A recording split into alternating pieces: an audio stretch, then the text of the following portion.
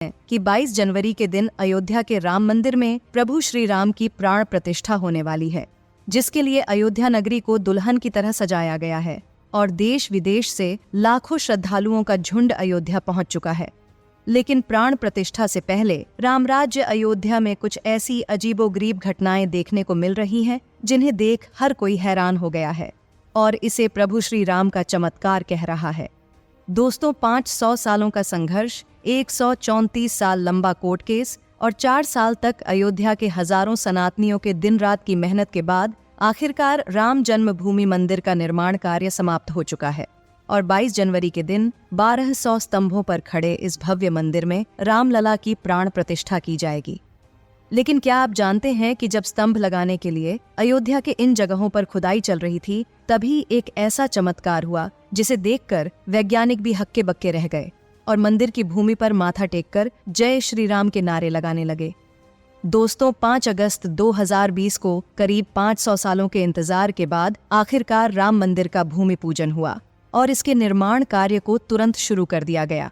उस वक्त भारत के इंजीनियरों ने मंदिर के लिए 1200 स्तंभों का एक डिजाइन तैयार किया और अमेरिका से वैज्ञानिकों की एक टीम बुलाई गई ताकि वे उसका निरीक्षण करके सभी कमियों को दूर करने में हमारी सहायता कर सके। इस दौरान उत्तर प्रदेश सरकार का एक ही टारगेट था कि मंदिर को इतना मजबूत बनाया जा सके कि इसके स्तंभ आने वाले 1000 सालों तक टिके रहें। इसलिए पहले 100 फीट तक गड्ढा खोदने का प्लान बनाया गया, जिसे फिर बढ़ाकर 200 फीट की गहराई तक ले जाना था, जहां से मंदिर के पिलर का निर्माण शुरू होना था। लेकिन जैसे ही राम मंदिर के निर्माण के दौरान जमीन को खोदना शुरू किया गया, तब वहां कुछ ऐसी चमत्कारी घटनाएं हुईं जिन्हें देखकर अमेरिकी वैज्ञानिक भी पूरी तरह से हैरान रह गए और उनके होश उड़ गए। यहाँ तक कि योगी आदित्यनाथ से लेकर पीएम नरेंद्र मोदी तक के रोंगटे खड़े हो गए। बात है राम जन्मभूमि मंदिर के निर्माण के समय की, जब अमेरिका से कुछ वैज्ञानिक भारत में राम मंदिर के निर्माण के दौरे पर आए हुए थे और यहाँ उन्होंने देखा कि मंदिर के स्तंभों को लगाने के लिए खुदाई का काम अच्छे से चल रहा है, लेकिन खुदाई के दौरान जमीन का एक हिस्सा नरम पड़ा हुआ था, जिसे देखकर वैज्ञानिकों ने मजदूरों को वहां ज्यादा गहराई में खुदाई करने का आदेश दिया। शुरुआत में तो मजदूर भी सोच रहे थे कि सिर्फ एक हिस्से में इतनी ज्यादा खुदाई क्यों करवाई जा रही है, लेकिन वहां मौजूद सभी लोगों के होश तब उड़ गए जब वहां से एकाएक पानी की धार बहने लगी। ऐसे में वैज्ञानिकों ने तुरंत वहां मौजूद मिट्टी और बालू का सैंपल उठाया और दौड़ते हुए साइंस लैब पहुंचे, जहां उन्होंने सैंपल्स की जांच की और उन्हें पता लगा कि ये तो पास ही में बहने वाली सरयू नदी का पानी है, जिसने इस हिस्से की मिट्टी को गीला कर दिया है। दोस्तों, ये बात वैज्ञानिकों के लिए काफी बड़ी समस्या बन गई, क्योंकि अगर यहाँ लगातार ऐसे ही पानी बहता रहता तो मंदिर के लोहे के पिलर पर कुछ ही टाइम बाद बुरी तरह जंग लग जाता और पिलर कमजोर पड़ जाते। ऐसे में वैज्ञानिकों ने टेस्टिंग के बाद 12 खंभों के निर्माण किए और उन्हें 125 फीट की गहराई में डालकर 30 दिनों तक उन्हें ऐसे ही छोड़ दिया, जिसके बाद जब टेस्टिंग के लिए उन पर 70 टन का वजन डाला गया और भूकंप के झटके दिए गए तो वो अपनी जगह से खिसक गए, जिस वजह से राम मंदिर के निर्माण कार्य को तुरंत रोक दिया गया। अब वैज्ञानिकों को कुछ समझ नहीं आ रहा था कि इस गीली मिट्टी पर पिलर कैसे खड़े किए जाएंगे, लेकिन उन्हें नहीं पता था कि इस भव्य मंदिर को बनाने के नेक काम में उन सभी पर माता सरयू का आशीर्वाद बना हुआ है। आखिर में जब कोई रास्ता नहीं दिखा, तब सभी मिलकर भगवान श्री राम से प्रार्थना करने लगे, क्योंकि जाहिर सी बात थी कि अगर माता सरयू के पानी की धार नहीं रुकती तो मंदिर का निर्माण कार्य संभव नहीं हो पाता। लेकिन उनकी आस्था देख भगवान श्री राम ने उनकी प्रार्थना सुन ली और इंडियन इंस्टीट्यूट ऑफ टेक्नोलॉजी से जो लोग इस प्रोजेक्ट पर काम कर रहे थे, उनके दिमाग में अचानक से गीली मिट्टी में पकड़ बनाने वाले कुछ खास तरीके के पिलर को बनाने का आइडिया आ गया। इन चमत्कारों को देखकर जो वैज्ञानिक हर कुदरती करिश्मे को लेकर तर्क वितर्क देते रहते हैं, वो भी प्रभु श्री राम के भक्त बन गए और उन्होंने भी रामलला की जन्मभूमि के पास मौजूद दिव्य शक्ति का अनुभव किया, जिसके बाद एक बार फिर मंदिर के निर्माण का काम जोर शोर से शुरू हो गया। हालांकि दोस्तों, ये तो सिर्फ शुरुआत थी, क्योंकि पिलर बिठाने के लिए जब वैज्ञानिक और इंजीनियर्स ने अयोध्या की इस पावन भूमि पर 200 फीट गहराई तक खुदाई की, तब उन्हें कुछ ऐसा मिला जिसे देखकर उन सभी की आंखें खुली की खुली रह गईं। दरअसल जिस राम मंदिर के इतिहास को साबित करने के लिए सनातनियों ने 500 साल तक संघर्ष किया और जिस मंदिर के लिए 134 सालों तक कोर्ट में केस चलता रहा, इतिहास में उसकी मौजूदगी के सबूत तो उसी पावन भूमि के अंदर छिपे हुए थे। जी हाँ, सतह से 200 फीट की गहराई में प्राचीन राम मंदिर के कई सबूत मिले, जिसमें ढेर सारी मूर्तियां और स्तंभ शामिल हैं। लेकिन अब सवाल ये है कि राम मंदिर की स्थापना किसने की थी और कैसे बाबर ने इस पवित्र मंदिर को तोड़कर इसकी जगह बाबरी मस्जिद बनवाई थी।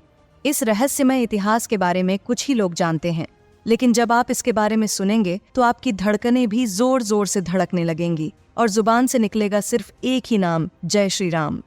दोस्तों, राम मंदिर का इतिहास सदियों पुराना है। इस भूमि पर ही प्रभु श्री राम का जन्म हुआ था, इसलिए इसे राम जन्मभूमि कहा जाता है। कहते हैं कि भगवान श्री राम के जल समाधि लेने के बाद अयोध्या नगरी कुछ सालों के लिए उजाड़ सी हो गई थी, लेकिन उनकी जन्मभूमि पर बना महल वैसे का वैसा ही था। भगवान श्री राम के पुत्र कुश ने एक बार फिर राजधानी अयोध्या का पुनर्निर्माण कराया। इस निर्माण के बाद सूर्यवंश की अगली 44 पीढ़ियों तक इसका अस्तित्व आखिरी राजा महाराजा बृहदबल तक अपने चरम पर रहा। कौशल राज बृहदबल की मृत्यु महाभारत युद्ध में अभिमन्यु के हाथों हुई थी। महाभारत के युद्ध के बाद अयोध्या उजड़ सी हो गई, मगर श्री राम जन्मभूमि का अस्तित्व फिर भी बना रहा। इसके बाद यह उल्लेख मिलता है कि ईसा के लगभग 100 वर्ष पूर्व उज्जैन के चक्रवर्ती सम्राट विक्रमादित्य एक दिन आखेट करते करते अयोध्या पहुंच गए। थकान होने के कारण अयोध्या में सरयू नदी के किनारे एक आम के पेड़ के नीचे वे अपनी सेना सहित आराम करने लगे। उस समय यहाँ घना जंगल हो चला था। महाराज विक्रमादित्य को इस भूमि में कुछ चमत्कार दिखाई देने लगे। तब उन्होंने जांच पड़ताल की और पास के योगी और संतों की कृपा से उन्हें पता चला कि ये श्री राम की जन्मभूमि है।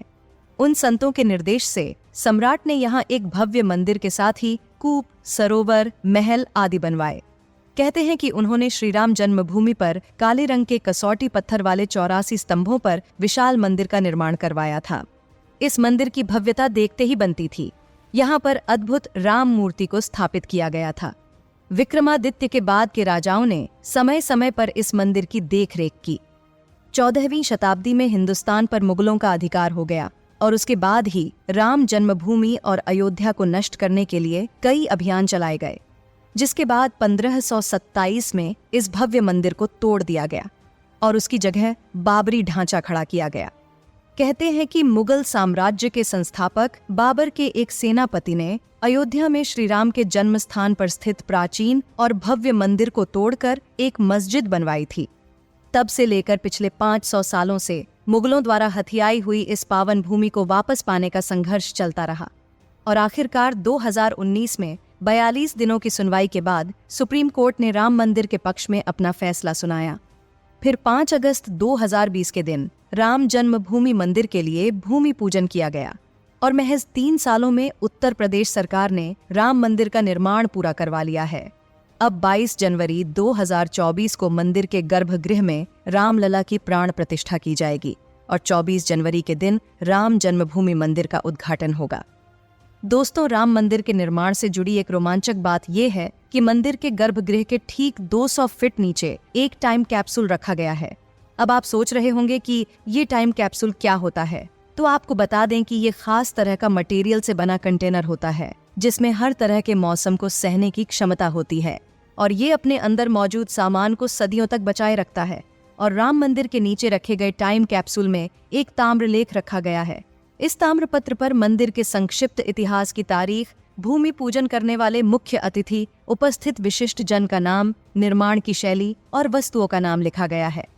क्योंकि अगर भविष्य में इस मंदिर की भूमि को लेकर कोई सवाल खड़ा हो तो ये टाइम कैप्सूल एक ऐतिहासिक दस्तावेज के रूप में काम करेगा।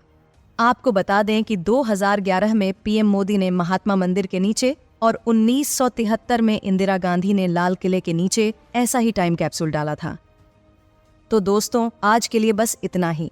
अब आप हमें कमेंट करके बताइए कि 500 सालों के संघर्ष के बाद आखिरकार राम मंदिर का निर्माण पूरा होते देखकर आपको कैसा महसूस हो रहा है, और साथ ही कमेंट बॉक्स में जय श्री राम लिखना ना भूलिएगा।